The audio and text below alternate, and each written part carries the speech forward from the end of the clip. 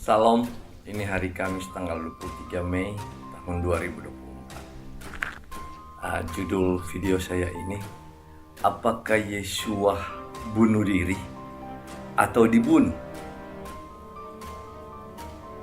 Pertanyaan ini membingungkan kaum awam. Penyebab yang membingungkan ini karena ada ayat-ayat di dalam Injil yang membingungkan. Seolah-olah Yesua bunuh diri, dan seolah-olah bukan seolah-olah, keterangan ayat lainnya menyatakan bahwa Yesua dibunuh. Para rasul adalah saksi. Mari kita lihat. Ayat berikut ini dikatakan oleh Yesua, dan seolah-olah Yesua bunuh diri. Itu terdapat di dalam Yohanes 10 ayat 17 dan 18. Yesua katakan begini, Bapa mengasihi aku, oleh karena aku memberikan nyawaku untuk menerimanya kembali. Tidak seorang pun mengambilnya daripadaku, melainkan aku memberikannya menurut kehendakku sendiri. Aku berkuasa memberikannya dan berkuasa mengambilnya kembali. Inilah tugas yang kuterima dari Bapa. Jadi ayat ini terkesan Yesua bunuh diri, karena Yesua menyerahkan nyawanya kepada Bapa. Itu namanya bunuh diri. Dan Yesua berhak mengambil kembali nyawanya. Pertanyaan, apakah orang yang sudah mati berhak mengambil nyawanya? Ini sangat tidak masuk di akal. Ayat ini sangat tidak masuk di akal. Mengapa? Karena saya katakan di dalam banyak ayatnya, banyak sekali,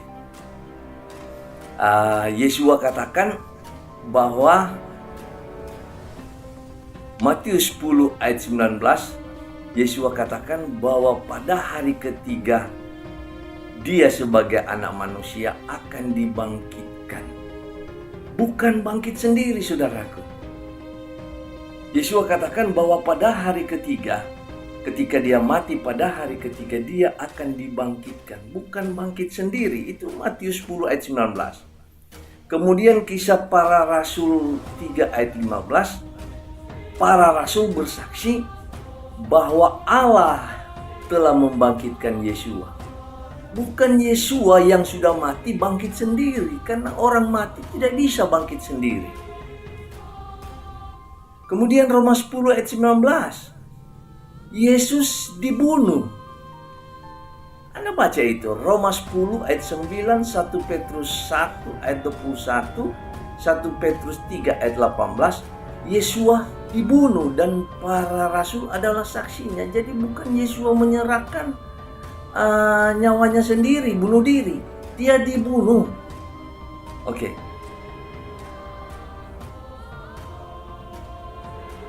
Kemudian di Kisah Para Rasul 2 ayat 5 ayat 30, para rasul bersaksi bahwa Yesus dibunuh. Kisah Para Rasul 10 ayat 40. Yesua dibangkitkan Allah Bapanya. Kisah 4 ayat 10. Kisah Para Rasul 13 ayat 23 30. 13 ayat 34 sangat jelas. Para rasul bersaksi bahwa Yesua dibangkitkan oleh Allah Bapanya, bukan bangkit sendiri.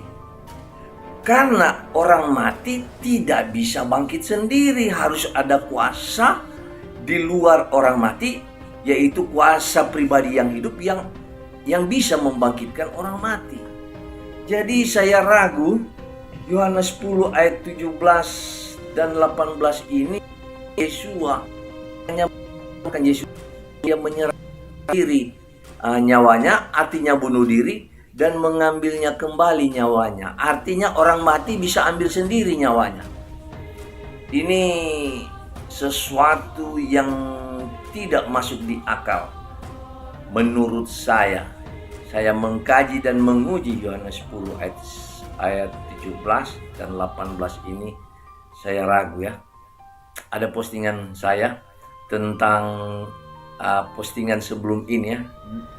Sebelum ini ada lagi sebelumnya, saya membuat postingan bahwa saya buat postingan bahwa begitu banyak kalimat-kalimat di dalam Injil yang ditambahkan, yang tidak ada dalam manuskrip aslinya.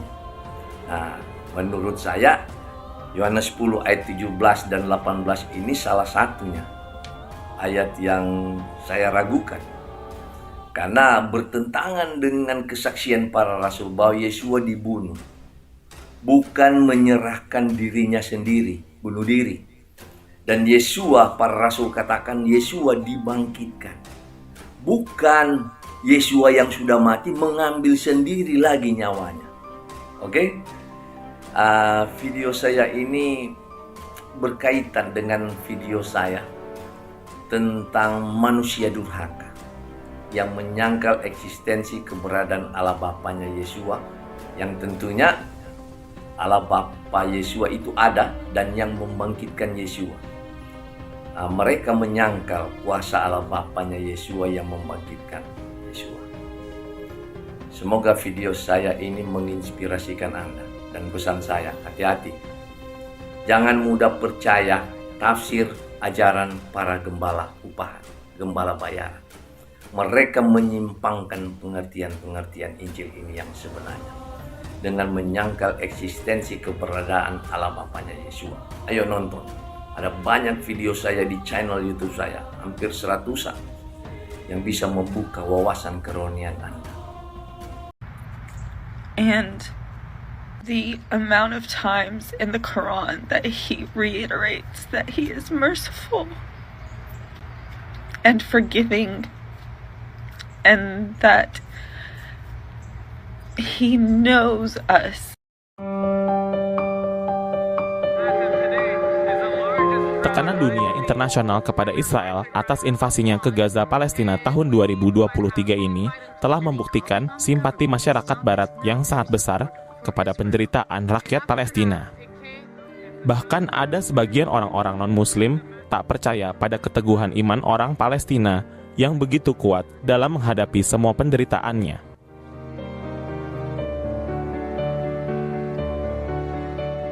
Ketidakpercayaan akan hal ini juga terjadi pada pemilik akun WeChat di platform TikTok yang viral baru-baru ini. Wanita Amerika dari keluarga penginjil Kristen ini mengaku agnostik setelah melihat video-video yang menunjukkan keteguhan iman rakyat Palestina yang begitu dahsyat. Coming out of Gaza of this genocide are absolutely horrific.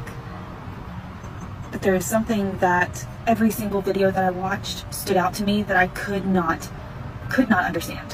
The faith in Allah that the people of Palestine have does not make any sense to me. I am no longer a Christian. I do not believe in the God of the Bible. And I watch these videos and I see them and the way they react to their losses and the way they speak with their God and their faith that is so completely unwavering, and it doesn't make any sense to me. I don't understand how they believe so much. I don't get it. Dalam benaknya, ia mengira keteguhan iman seperti itu hanyalah bisa dimiliki oleh seorang nabi di dalam kitab sucinya saja. Seperti kisah Nabi Ayub yang sangat sabar dan selalu memuji Tuhannya walau menerima penderitaan. I know the story of Job. I know, the Lord giveth and the Lord taketh away. Blessed be the name of the Lord. I know all of that. That was exactly what I was told to believe. But it was never to the extent of their faith. Their faith feels 10 times what ours was. And so I decided to buy a Quran and to start reading it because I need to understand with everything that these people are going through, how they can still go to their God and worship him. Baru saja membaca beberapa halaman Al-Quran, ia senang sekali menemukan kisah Maryam yang sangat berbeda dengan yang dikisahkan di dalam Bible. Dalam Bible, Maryam tidak memiliki kisah latar belakang yang jelas. Bahkan Yusuf, suami Maryam dalam Bible, menjadi tokoh sentral dalam kehidupan Yesus. Ternyata dalam Al-Quran, Maryam adalah seorang wanita suci dari keluarga Imran yang mulia. Dan Maryam adalah tokoh utama dalam kehidupan Yesus. I was reading the Quran last night and I came across a really interesting part. I never knew, even growing up Christian and reading the Bible, I never knew that Mary had a backstory. It was never talked about. I did not know where Mary came from, other than the fact that she was from the town of Nazareth. Okay, I want to read this part. God chose Adam, Noah, Abraham's family, and the family of Imran over all other people. In one line of descent, God hears and knows all. Imran's wife said, Lord, I have dedicated what is growing in my womb entirely to you, so accept this from me. You are the one who hears and knows all. But when she gave birth, she said, My Lord, I have given birth to a girl. God knew best what she had given birth to. The male is not like the female. I name her Mary, and I commend her and her offspring to your protection from the rejected Satan. Her Lord graciously accepted her and made her grow in goodness, and entrusted her to the charge of Zachariah. In case you're wondering, yes, that is the Zachariah who is the father of John the Baptist. I never knew that story. I did not know any of that about Mary's mother. In Christianity, I was always taught that Joseph was the main part of the story of Jesus being born. Like, yes, Mary, virgin birth, blah, blah, blah. But that all the emphasis was put on Joseph because, like, how could a man take a child who wasn't his and raise him in love? Like, he was very bolstered. But I am seeing and reading this and I'm going, Mary was the important part here. Mary, not Joseph. Mary was from the line of David, of Abraham, Isaac, Jacob. Like, Mary was the important one. I am having the best time reading. I cannot wait to share more. Hampir saja air matanya tumpah karena bahagianya ia mengetahui pemeran utama dalam kehidupan Yesus adalah Maria. Namun, air matanya tak sanggup lagi ia bendung setelah mengetahui bahwa bukan hanya Maria, tetapi Allah memuliakan seluruh wanita sepertinya juga. Karena di agama lamanya, ia merasa wanita hanyalah seperti kain kotor.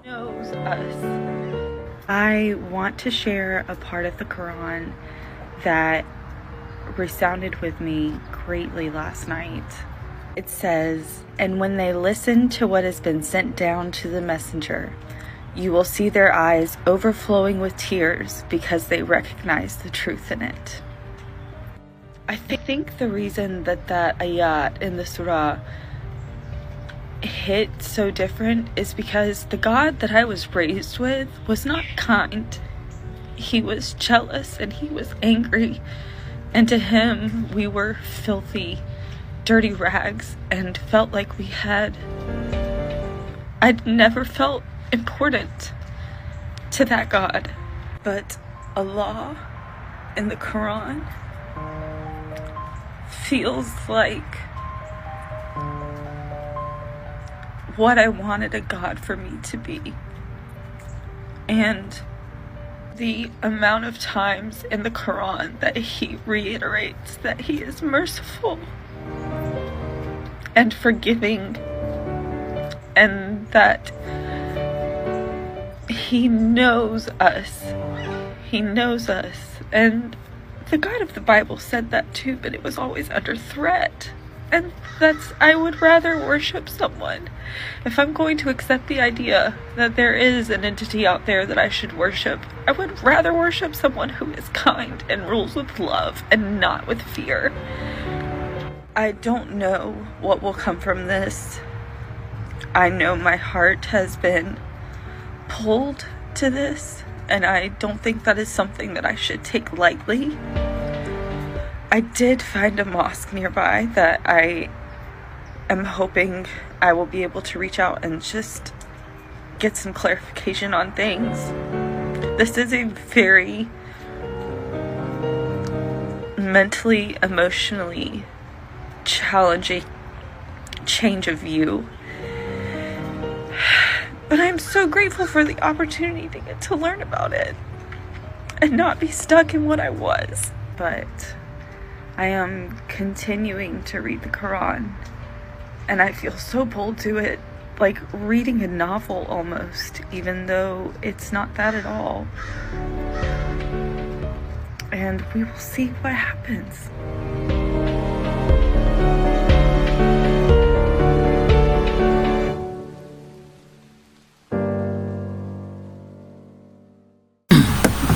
Assalamualaikum warahmatullahi ta'ala wabarakatuh.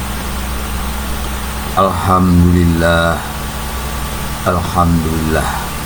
puji syukur kita ucapkan dan kita panjatkan kepada Allah, Tuhan sekalian alam, Tuhan pencipta alam semesta, pemilik,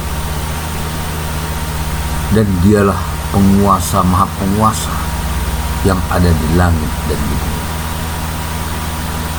Hari ini kita akan membuat sebuah video komparatif, yaitu sebuah video perbandingan antara dua video.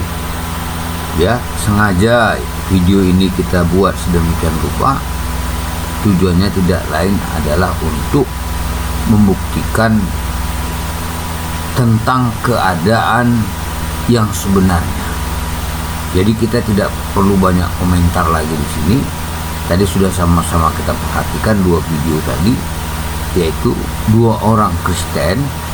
Yang pertama betul-betul mendalami kitab Bible yang namanya, ia bernama Pak Daniel, ya, Pak Daniel Abraham.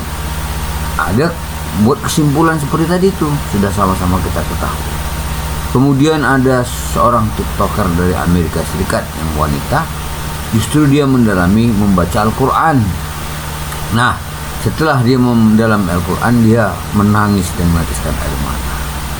Jadi ini sebagai komparatif, mencari kebenaran yang sejati. Kita tidak perlu mengatakan ini benar, tapi di sini yang dia mengatakan sendiri. Makanya dalam video ini saya hanya mau menghimbau kepada kawan-kawan Kristen, ya, hentikanlah mulai hari ini, ya, hentikanlah menghujat Al-Quran, hentikanlah menyerang Al-Quran, hentikanlah melemahkan Al-Quran. Sama-sama kita ketahui sudah berbagai upaya yang kawan-kawan saudara-saudara kerjakan untuk melemahkan Islam, khususnya Al-Quran. Ada yang mengatakan Al-Quran itu adalah Al-Quran yang sudah diedit, ada yang sudah diganti, ada yang sudah dimakan kambing, ada yang sudah dibakar. Faktanya saudara-saudara, Anda sendiri lihat dalam video ini, seorang yang tidak mengenal Al-Quran selama ini harus meneteskan air mata dengan memperoleh hidayah atau kebenaran. Jadi demikian juga sebaliknya, kita pun tahu bahwa Bible itu bagaimana sejarahnya. Umat Islam itu tidak pernah mau melemahkan Bible karena memang sudah seperti itulah keadaan. Ya, cuman yang kita sayangkan kawan-kawan Kristen yang mengatakan Bible adalah kitabnya, tapi tidak dipelajarinya dengan baik. Jika dia mempelajarinya dengan baik, maka dia akan dapat kesimpulan seperti yang dilakukan oleh Pak Daniel Abraham. Jadi melalui video reaksi ini, ya, kita cukup terharu mendengar tadi durasi dua video yang begitu sangat sangat terharu lah kita mendengarnya, ya. Jadi marilah kita introspeksi. Anda sendiri yang berpikir, yang merenungkan, ya. Anda sendiri yang menganalisa. Kami tidak mempengaruhi, tapi kami hanya mau menampilkan keadaan yang sebenarnya antara, ya, dua orang Kristen, yang satu mempelajari Bible dan yang satu lagi mempelajari Al-Quran. Ya, demikianlah dulu yang dapat kami sampaikan. Semoga video ini bermanfaat bagi kita semua dan kita mendapat hidayah dari Allah Subhanahu wa taala. Amin ya rabbal alamin. Assalamualaikum warahmatullahi taala wabarakatuh.